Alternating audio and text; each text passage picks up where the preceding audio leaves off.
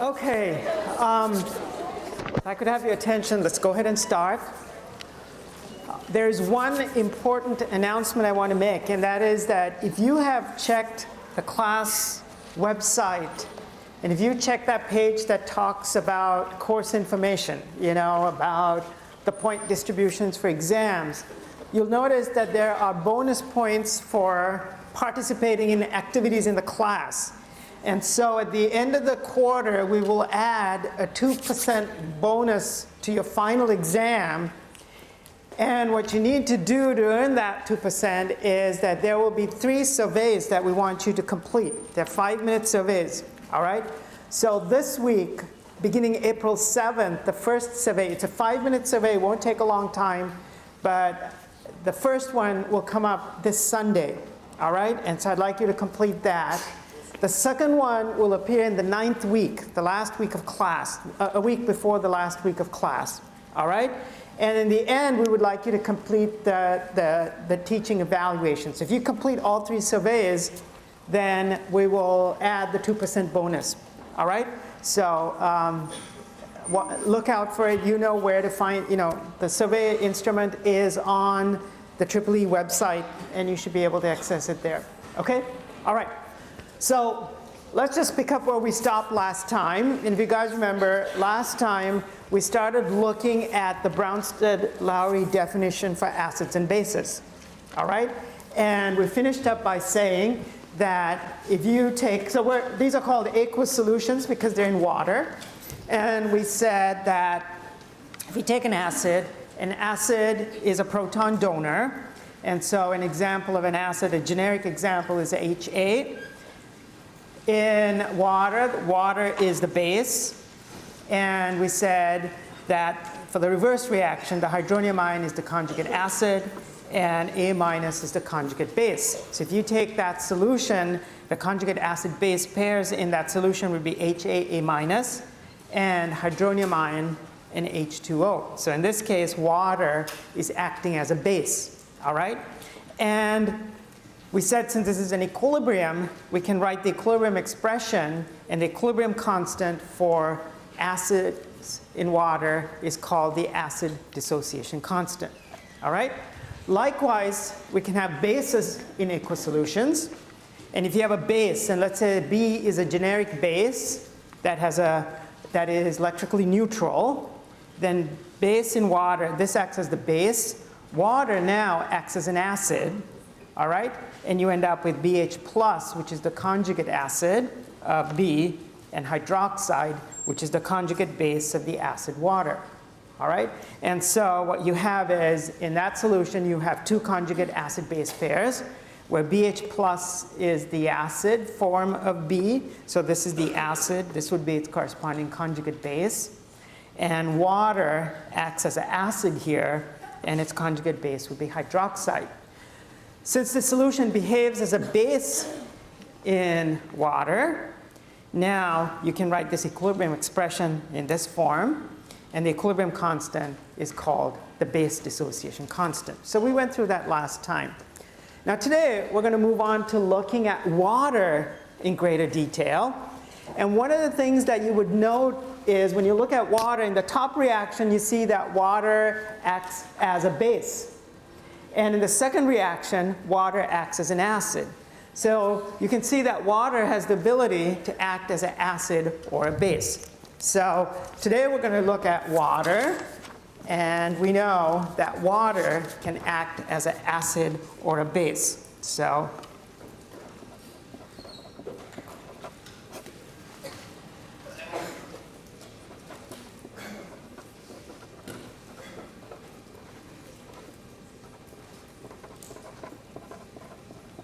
and a substance that can act, depending on the situation, a substance that can act as an acid or a base is said to be amphoteric.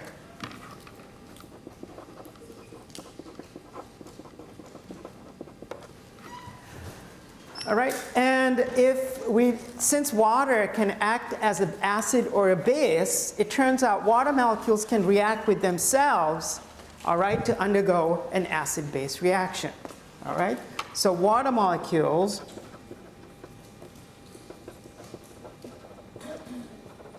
can react, and if you have one water molecule, H2O,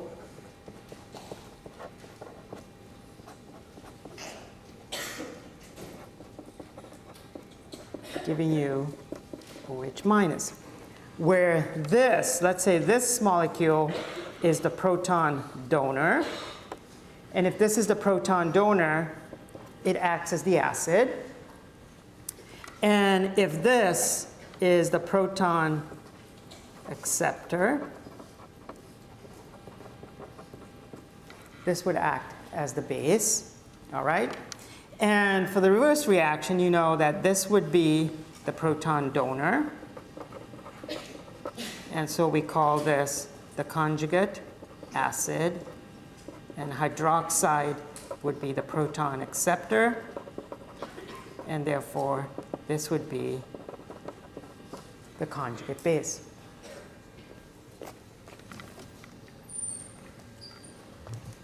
So if you look at this, you can see that these two would be a conjugate acid-base pair, and these two would be the conjugate acid-base pair. And this, when water reacts like this, we call this reaction so this reaction is called autoionization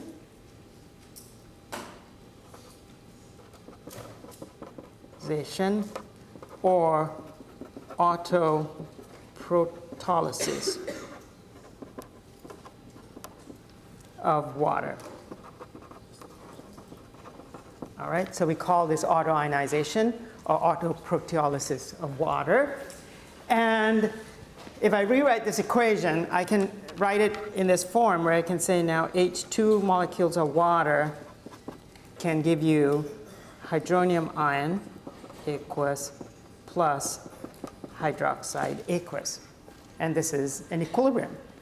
All right, once again, if this is an equilibrium, then I can write the equilibrium expression, and the equilibrium constant for this is called the ion product constant of water,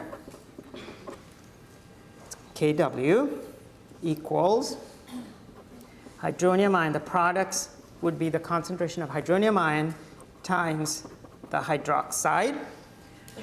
Once again, this is pure water. We know the concentration of pure water is a constant, so we don't include the concentration of pure water, all right? And so this would be the equilibrium expression for Kw, which is called the ion product constant. So if you have pure water, and just water alone, then you would have this equilibrium established, and you would write the equilibrium expression in this way.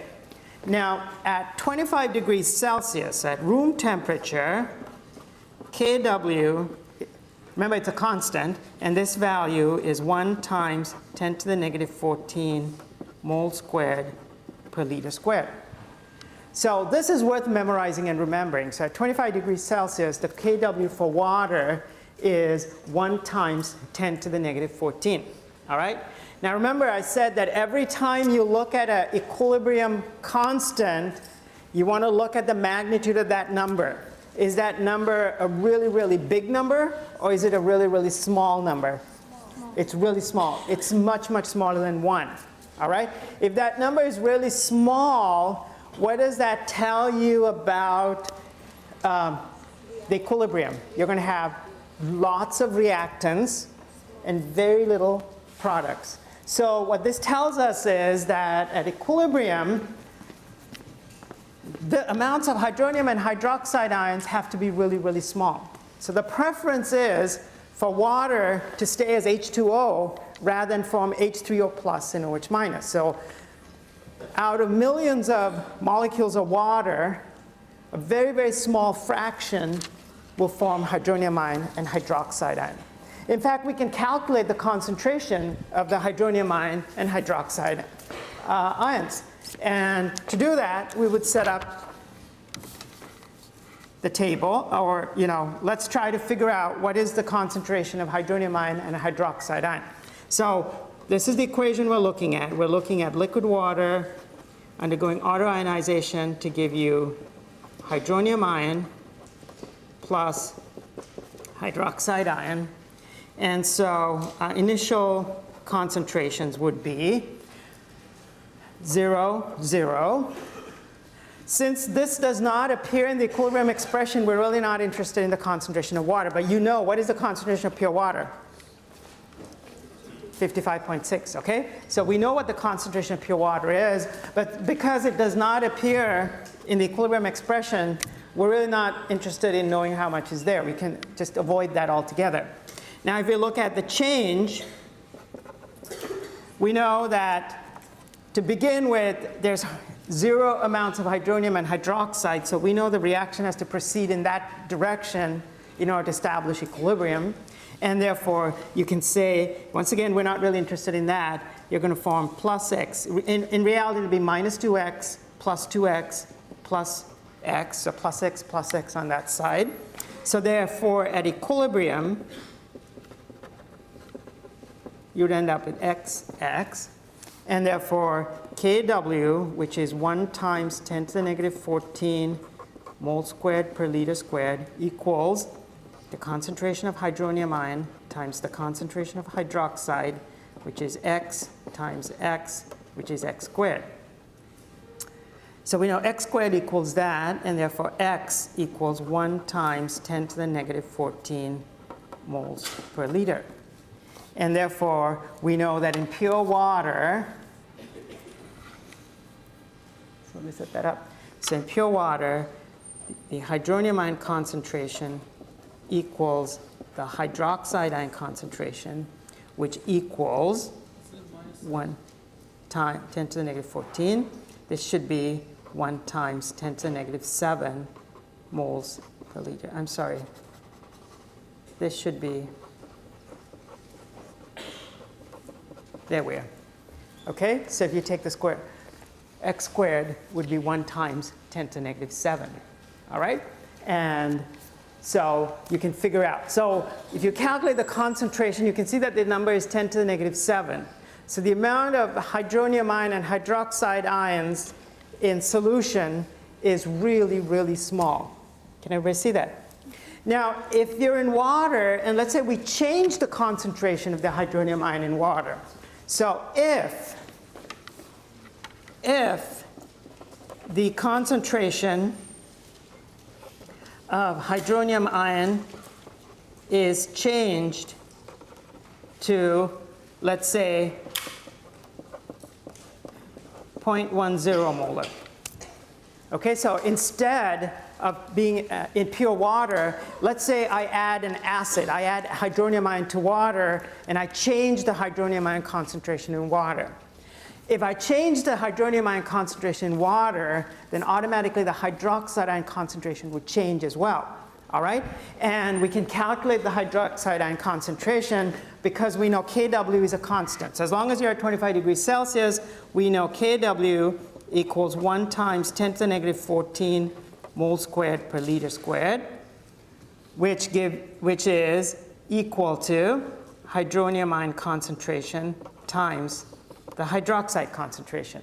So this, the concentration of hydronium times the concentration of hydroxide, is always a constant. Remember, it's an equilibrium constant, and as long as the temperature remains the same, that constant will remain a constant. All right?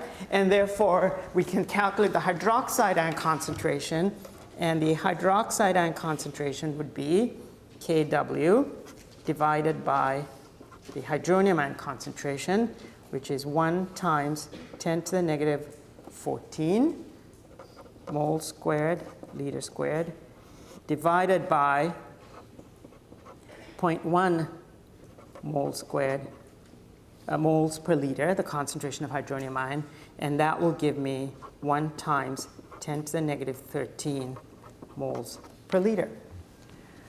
So if you're in pure water, you can calculate the hydronium ion and hydroxide concentration. If you take water and change the concentration of the hydronium ion in water, you can always calculate the corresponding concentration of hydroxide. All right? Similarly, if I take water and if I change hydroxide, so if the concentration of hydroxide is changed to 0.1 molar.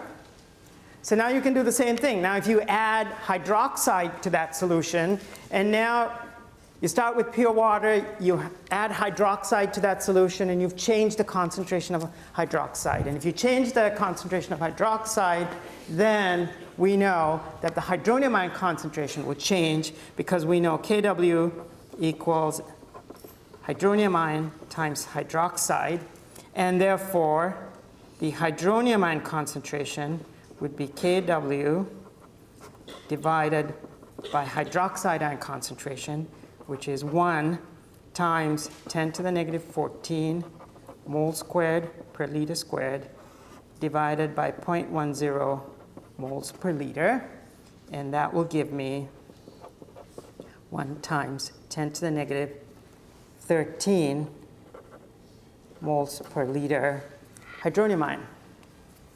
All right? If we're keeping track of sig figs, you can see this is a 3 sig fig number. I'm going to add a 0 here to keep it all 3 sig figs. So if you just add another 0 to all of this, then our significant figures will always be consistent, and we have all three numbers that are 3 significant figures. Is that clear to everybody? So it turns out in water you have small amounts of hydronium ion and small amounts of hydroxide ion. And if we were to draw a scale like this, all right? And in this scale, on one side, we have hydronium ion concentration. And on the other side, let's say we have hydroxide ion concentration. And if this is 1 times 10 to the negative 7 molar, and this is 1 times 10 to the negative 7 molar. If you're in pure water, that's what your hydroxide ion concentration and hydronium ion concentration would be. All right?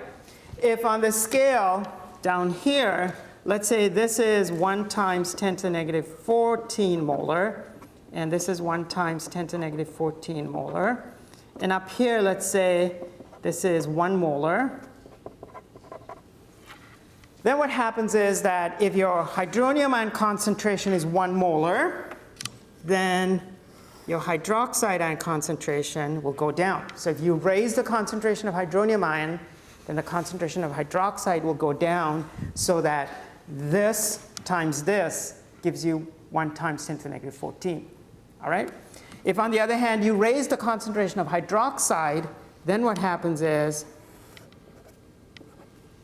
now the hydroxide ion concentration has gone up, so correspondingly the hydronium ion concentration will go down. So when you multiply one by the other, you end up with 1 times 10 to the negative 14. All right? And so if you're in between here, then what happens is you'll end up with something like that. So that's a good thing to keep in mind. And so every time you know what the hydronium ion concentration is, you can always calculate what the corresponding hydroxide ion concentration is.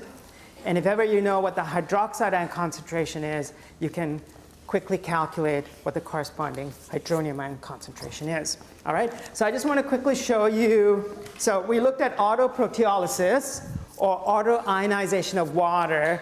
And what I want you to keep in mind is that only a very, very small component of water actually undergoes this change. All right? So if you want to kind of look at what's happening at a molecular level, and we want to, so I just want to show you a picture of what this looks like. And so what you have here is, in the background you have millions and millions of water molecules. All right? If they were, all the water molecules were there, it's very difficult for you to see what's going on. So we're going to take all the other water molecules and let them fade behind to the background, and we're just going to look at 2 water molecules. All right? And you can see autoionization or autoproteolysis taking place. So you can see that 2 water molecules come together. So to begin with, you see 2 water molecules coming together, And then you can see the transfer of a proton from 1 to give you a hydronium ion, and then the hydroxide ion going away. All right? So this is, at a molecular level, this is what the event looks like. Okay? So let's get back to this. Now that we've looked at water, and now that we've looked at the fact that if you look at the hydronium ion concentration in water, you can see that it can vary over a very wide range. Because if you alter, you add more hydronium ion concentration, you can change the concentration of hydronium ion. If you take pure water, the concentration is 10 to the negative 7 moles per liter. But you can add extra, or if you add more hydroxide, then the hydronium ion concentration goes down. All right? So it turns out that when we look at hydronium ion concentrations, it is convenient for us to look at what we call the pH function. And so all of you have heard about the pH. All right? And the reason that we look at pH is that the hydronium concentration can range from 10 molar to 10 to the 15 molar. So it turns out we can adjust the hydronium ion concentrations, and this can have a very broad range, starting from highly concentrated, something like approximately 10 molar, to something that where the concentration is really, really small, which is 10 to the negative 15. If you look at the range of this scale, you can see that this is an enormous scale. Can everybody see that? You're going from 10, it's a difference of about 10 to the 17. Can you see that? And so that's an enormous range to look at. And it makes, mentally those are big numbers. And it's very difficult to kind of comprehend numbers of that magnitude. And therefore, it is convenient to compress that scale. So if you have a scale this wide, it is convenient to compress that scale by converting it to a logarithmic scale. All right? And so converting this to a logarithmic scale is convenient. So it is convenient to convert this to a logarithmic scale. And the way we do it is we define a quantity called pH, and the pH is negative log base 10 of the hydronium ion concentration. All right? And so now what we're going to do is we're going to convert the hydronium ion concentration to a more manageable scale, which we call the pH scale. And pH scale is just taking the negative log of the hydronium ion concentration.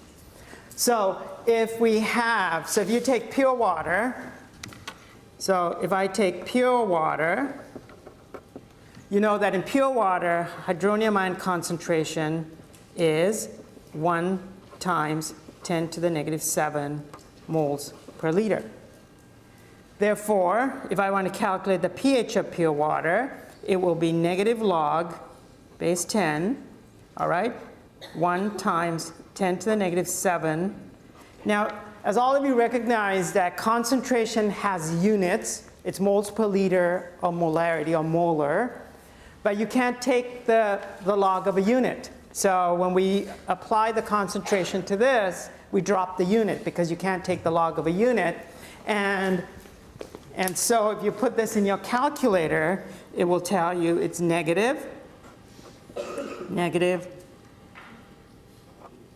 all right? And that gives me the pH is 7.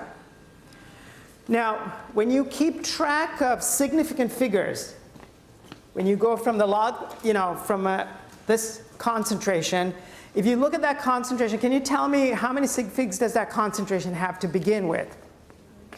3 significant figures, all right? Now, whenever you take a quantity that has 3 significant figures and you want to take the log of that and you want to carry it over so that your pH also conveys the appropriate number of significant figures, you want to keep in mind that when you go to the pH scale, what happens is this number 7, because you're going to is that. All right, the first digit actually tells you the exponent of 10. All right, and then these are the numbers that give you significant figures. So this conveys significant figures, and therefore the number of decimals here is what conveys the significant figures. So when you take the log of a number, you start with a number that has 3 significant figures. When you convert it to the logarithmic scale, you're going to a number that goes to 3 decimals. All right? Because the first number gives you the exponent of 10. All right? And so you do not count that as significant figures. So whenever you convert a number to the logarithmic scale, it's the number of decimals that conveys the appropriate number of significant figures. So it's a 3 sig fig number, therefore you would go to 3 decimals. All right? And you can use your calculators, but if it's 1 times something, then you know that it always has to be the exponent. So if it's 1 times -7, and you take the log of that, it will end up being 7. All right? If it's 1 times 10 to the -3, and you take the log of that, what would that pH come out to be? 3. All right? So if it's 1 times anything, then the exponent would be the corresponding pH. So you don't have, you should be able to do this quickly when you're doing sort of quick calculations. Okay? So if my hydronium ion concentration is now, if I take water and change the hydronium ion concentration. So if hydronium ion concentration is now 0.10 molar, and you're asked to calculate the pH, you know that 0.10 molar is actually what? 1 times, it's a 2 sig fig number, so it'll be 1 times 10 to the -1 molar, and therefore pH is minus log of 1 times 10 to the -1, which gives you, this is the exponent 1, so the pH would come out to be that. Okay? Now pH has no unit because you're taking the log of something, and so the outcome has no unit. So your pH would come out to be 1, and because it's a 2 significant number, you're going to record it to 2 decimals. All right? Likewise, if you have hydroxide, so let's say if your hydroxide ion concentration is 0.1 molar. All right? And so you know that, once again, this would be 1 times 10 to the -1. And therefore, I want to calculate pH. If I want to know pH, I need to know what the hydronium ion concentration is. And remember, if you know what the hydroxide ion concentration is, you can always calculate the corresponding hydronium ion concentration. So if the hydroxide ion concentration is this, then I know that my hydronium ion concentration would be Kw divided by hydroxide ion concentration, which is 1 times 10 to the -14 molarity squared, divided by 1 times 10 to the -1 molar, which gives me 1 times 10 to the -13 molar.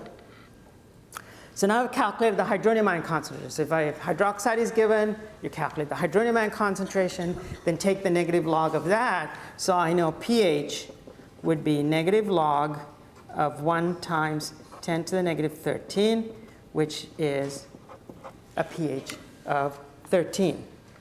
All right? And 2 significant figures, we carried over to 2 decimals. All right? Now, most of you have seen this pH scale in high schools and so on. And you know that when we talk about the pH scale, some of the things that you want to remember, and so sort of reminders.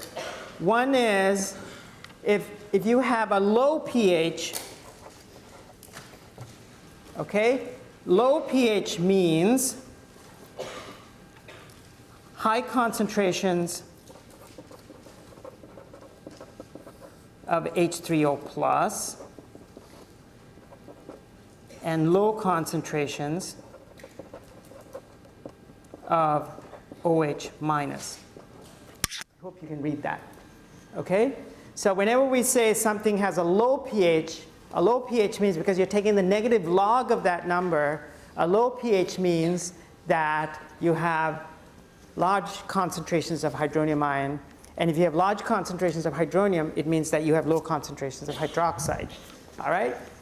if the pH is high, if you have high pH means that you have low concentrations of hydronium ion and high concentrations of hydroxide ion. Okay, so that's worth remembering. Two, or the third, is that if you're looking at a change in pH, so a change in pH of 1 unit is actually, remember, it's a logarithmic scale to the base 10. So a change in 1 pH unit means it's a change in a factor of 10. So it's a 10-fold change. So the pH increases by 1 unit. So if pH increases by 1 unit, that means an increase in hydronium ion concentration by a factor of 10, or 1 order of magnitude. All right? If pH increases by 2 units, what does that mean? Means an increase in hydronium ion concentration by a factor of 100. So it's now 2 orders of magnitude. All right? So every time the pH unit changes, it's going to be by orders of magnitude. All right? So if the pH unit changes by 3, it's actually an increasing concentration by 1,000. Do you understand that? Because we are in a logarithmic scale, and it's going to be every change is an order of magnitude. Now, also, you know that if pH is less than 7, it means that the solution is acidic. And the reason it's acidic is because hydronium ion concentration is greater than hydroxide ion concentration. So on this pH scale, if your pH is less than 7, then you know that that solution is going to be acidic because the hydronium ion concentration is greater than the hydroxide ion concentration. When pH is 7, we know pure water has pH equals to 7. And the reason that pure water has a pH of 7 is because the hydronium ion concentration is 1 times, hydroxide ion concentration is 1 times 10 to the negative 7, and hydroxide and hydronium ion concentrations are equal to each other, and therefore hydronium is 10 to the negative 7, hydroxide is 10 to the negative 7. And so at pH equals 7, we say that the solution is neutral because it's neither acidic or basic, because the concentration of hydroxide and hydronium are equal to each other. All right? If the pH is greater than 7, we say that the solution is basic, because now when you look at the balance between hydronium and hydroxide, now the hydroxide ion concentration is much greater than the hydronium ion concentration, and therefore the solution is basic. And so now if we compare the two, we know that hydroxide is greater than hydronium ion. And then lastly, if pH is given, if the pH is given, then the concentration of hydronium ion can be calculated from, now if we want to calculate hydronium ion concentration, the relationship between hydronium ion and pH is that. So if you want to, if you know what the pH is and you want to calculate the hydronium ion concentration, then it's 10 to the negative pH. all right? And so it's a good idea for you to use your calculators and know how to go from one to the other, all right? If the concentration is given, how to use your calculator to figure out what the pH is and to move in the reverse direction. So now let's quickly work 2 examples of applying what we just learned. So let's say you're asked to calculate. So let's say calculate the pH, okay, at 25 degrees Celsius of an aqueous solution that has hydroxide, so that has hydroxide ion concentration equal to 1.2 times 10 to the negative 6 molar. All right, so we want to calculate the pH of a solution that has hydroxide ion concentration equal to that. So you kind of know the general strategy. If you want to calculate pH, we need to know hydronium ion concentration. All right, so if hydroxide is given, we have to use that information to calculate hydronium ion. Okay, and so you know that you're going to use Kw to figure that out. So once you know what hydronium ion concentration is, then you take the negative log of that. Okay, so we're given hydroxide ion concentration.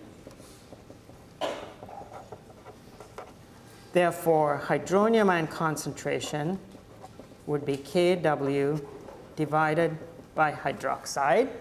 Kw is a constant as long as you're at 25 degrees Celsius, divided by the hydroxide ion concentration. All right? And it's a 2 sig fig number, so if you put it in your calculator and work it out, it comes out to be 8.3 times 10 to the negative 9 molar. And then if I take the pH of this, pH would be negative log of 8.3 times 10 to the negative 9 molar. And that comes out to be 8.08. All right? Now ask yourself, if you look at this solution, you can see that the pH comes out to be greater than 7. So you know that this solution is basic. And if you compare the concentrations of hydroxide with hydronium, you can see that the hydroxide ion concentration is greater than the hydronium ion concentration. All right? And so when you check your solution, you know that it makes sense. This has to be a basic solution, and therefore the pH has to be greater than 7. Okay? Now likewise, if you're given the pH, you should be able to calculate what the corresponding hydronium ion concentration is.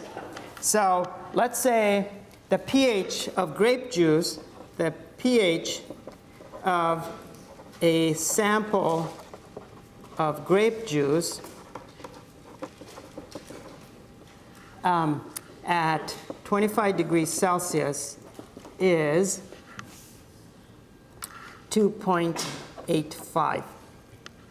Calculate hydronium ion concentration and hydroxide ion concentration. All right? So once again, we're given pH. So we know that if pH is given, then we can figure out what the hydronium ion concentration is. All right? And the hydronium ion concentration would be 10 to the negative 2.85, or depending on your calculator, you know, it's the inverse or the second function for log, you know, so it's the inverse of log. So you just put negative 2.85 and then just take inverse log. That should give you the hydronium ion concentration. Okay? Now take a look at this number. We are on the pH scale. So looking at this number, what is the appropriate number of sig figs? Remember, you look at the decimals. All right? So there are only 2 decimals there, so it should be a 2 sig fig number. All right? And therefore, if you put that in your calculator and work it out, this number comes out to be 1.4 times 10 to the negative 3 molar. All right? So now that you've figured out what the hydronium ion concentration is, you can convert, the hydronium ion concentrations, Now you can convert that to hydroxide. Okay, so that we know that hydroxide ion concentration equals Kw divided by hydronium ion concentration. So that'll be 1 times 10 to the negative 14 molarity squared divided by 1.4 times 10 to the negative 3 molar. And that comes out to be 7.1 times 10 to the negative 12 molar. All right? Once again, just to make sure that your calculations are correct, you know that the pH is 2.85. This is a number that's much less than 7. So this solution has to be acidic. And if it is acidic, the hydronium ion concentration should be greater than the hydroxide ion concentration. And you can see that that is true as well. All right? So I want to make sure that this is sort of the basic stuff. All right? And so it's very important that you kind of review this material, because as the material gets more complex, this stuff that we talked about today should be just intuitive. All right? We're going to look at lots of acids and bases in water. And what you want to keep in mind is as long as you're in water, you're going to have this relationship at play. All right? So now that we've looked at water, still our interest is at looking at acids and bases. So we're going to start looking at acids in greater detail. And so in the last few minutes of the class, let's look at acids in general. And we'll start by looking at acids.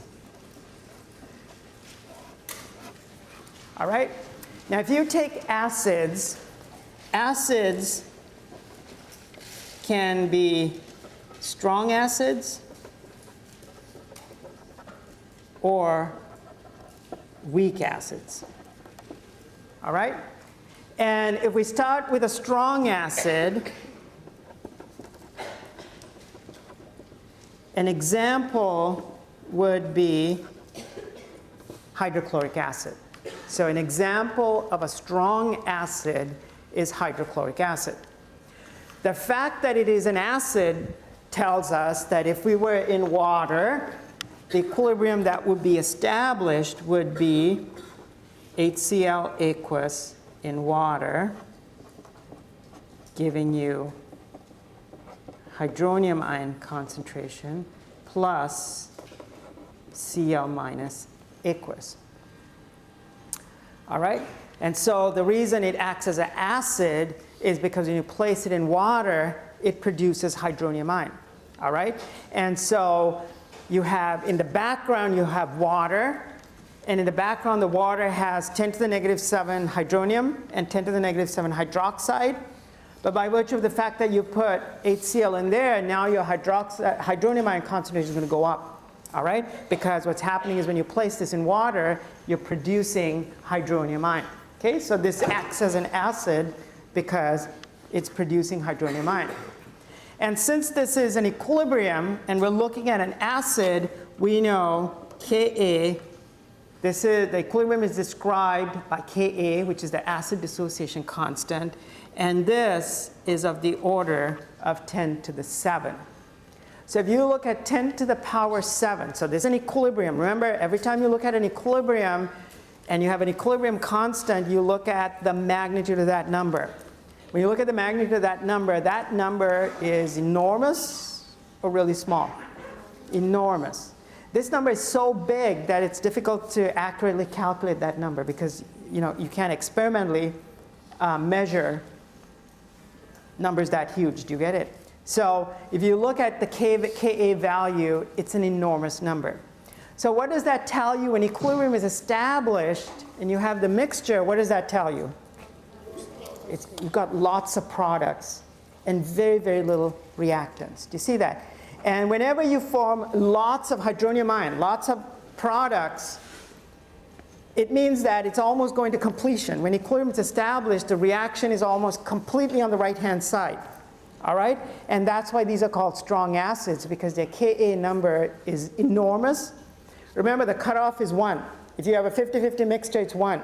This number is far greater than 1. Do you see that? And that's why it's called a strong acid, because when equilibrium is established, it's producing a lot of hydronium ion, and therefore it's a strong acid. So much so that if I were to start with, if I take HCl, and if I take my initial concentration of HCl, and let's say I have 0.1 molar. Okay, to begin with, let's say I start with 0.1 molar HCl. Since water doesn't appear in the equilibrium expression, I'm not really concerned about the concentration of water. So if I start with 0.1 molar concentration of HCl, I know that the reaction is going to have to proceed in the forward direction to produce some products. All right? So if I look at the change, you can see that this is going to be negative x, this will be positive x, this will be positive x. But because Ka is so large, it's 10 to the power 7, this x is going to be an enormous number. Do you see that? Because almost all of this is going to be consumed to give you products. All right? So it's so large that we're going to approximate it and say it's almost 0.1 molar. All right? And so this will be 0.1 molar x, and this will be 0.1 molar. So at equilibrium, if 0.1 molar is consumed, you can see at equilibrium it's almost 0 here. And this is approximately 0.1 molar, 0.1 molar. Now remember, this is an equilibrium, so you have to have a minuscule amount of this left over. You know, that otherwise it would just, it would be a reaction that's stoichiometric. But for all intents and purposes, we're going to assume it to go to completion, because the amount that's left over is so minuscule that we're going to approximate it and say it's equal to 0. So if you take a strong acid, strong acids, we say, dissociate almost completely. All right? So almost all of the acid that you started with will dissociate to give you hydronium ion. All right? So if you were to calculate what we call percent decomposition,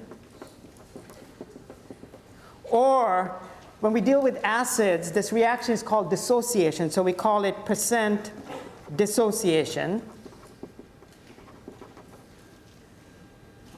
So the percent dissociation is the amount or the percentage of the reactant that dissociated. And remember, in this case, it would be X. This is the amount that dissociated, which is this.